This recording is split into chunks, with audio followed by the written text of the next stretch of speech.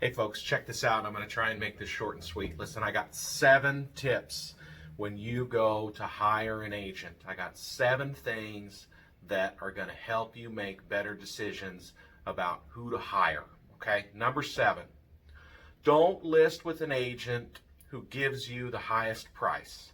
Listen, I learned a long time ago that one way to earn a listing is to go in and tell a seller anything they wanted to hear. And you just give them the highest price that you think you possibly could justify. And then once you get the listing and you put your sign in the yard, you're going to be able to beat them up on the price a week or 2 weeks later. But let me tell you something. 2 weeks later is too late. You've already missed the most important time your house goes on the market, which is in the first 2 weeks. So you might ask yourself, why would an agent want to list your house for too high of a price? Well, I'll tell you why. Because they put a sign in your yard, and listings are leads. They're going to get buyer leads from that sign, and they're going to get business from that sign, but they aren't helping you. So make sure that your agent justifies the price that they're giving you, okay? Number 6, make sure you hire a local agent. I am blown away at the number of times that I drive through my given community and I see signs from agencies that are 60, 70, 80 miles away. Well, you know, if a buyer drives by that house and calls on that sign, how long is it going to take for that agent to actually get there? Well, they are not going to get there. In fact, the only thing they can do is set up an appointment for another day. I mean, the reality is real estate is local, and local agents have the expertise to be able to work with you in your community. And you may have some local agents who aren't really local agents. There are local agents that are trying to work an entire region. They might be trying to span a 200-mile radius, and I don't understand how I've been doing this 19 years, and I find it to be difficult enough to really have a true grasp and understanding of my market. Number 5, hire an experienced agent.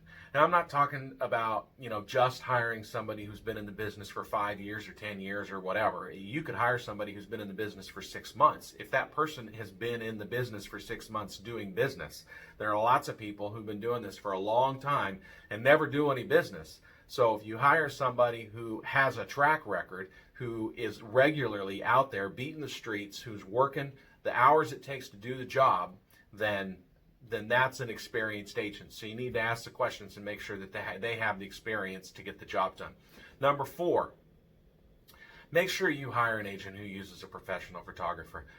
There have been some major changes in the way we do business in this industry. And, 19 years ago when I started, everybody had a camera and you had to go out and you were still taking your film to Walgreens and getting it developed. And then for a long time, when the phone started to take really good photos, you could take good enough photos. But now, to set yourself apart, the only way to do that is to hire somebody who really has the skills necessary to edit those photos and come out with a really high quality product that is going to make your house stand out above the competition. Number 3, hire an agent who's using video. Video has drastically changed our industry. It's been around for a while, but just here recently, the cost of production and the cost of marketing has come down enough that you do have a lot of people who are utilizing it. It's an extremely effective way to get high quality exposure for your property. And really, not just video, but they need to be using video and they need to be using Facebook, which is the best marketing method that we have right now that gets your home exposed to the highest number of people and gets a lot of buzz and a lot of interest in it. Number 2, if you do choose an agent because they are charging a less than average commission, you need to make sure that they are offering cooperation compensation to other agents that is at a higher rate. So I don't want to talk about numbers because we start getting into some legal issues, but there's an average commission that most people charge in our market, and you may choose somebody who's going to discount that rate. Well, you don't want them to do a 50-50 split. You want to make sure that they are offering the highest amount possible to a buyer's agent. You want them to incentivize other agents to show your listing. They need to be a good steward of you, the seller, who pays the commission, in ensuring that as many buyers as possible walk through your door, giving you the best chance of selling. Number 1, I think in today's day and age, it's important to consider hiring a team. Now, it may not be right for everybody, but when you hire a team, you are going to get, for the same amount of money in most cases, a larger number of people who are working towards the goal of getting your home sold. And, because of that, I think that you're going to have a more successful experience. And there are teams of all types and all sizes, and asking a lot of questions is probably important. You've got teams that are, 50, 52 people. You have big monster teams that have a leader and a bunch of buyer's agents. You've got, teams with unlicensed assistants. So there's a lot of different structures, and there's nothing wrong with any of them. So, they all basically are giving you the opportunity to use the skills and services of a larger number of people to help you successfully sell your home. Now, why would you not want to use a team?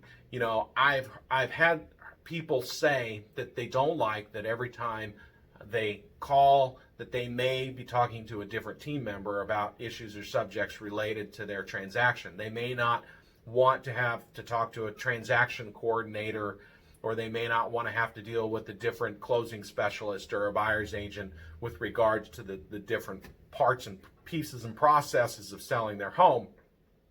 And in those cases, you might want to hire an independent agent who is highly successful and accessible, which is an important aspect of that too.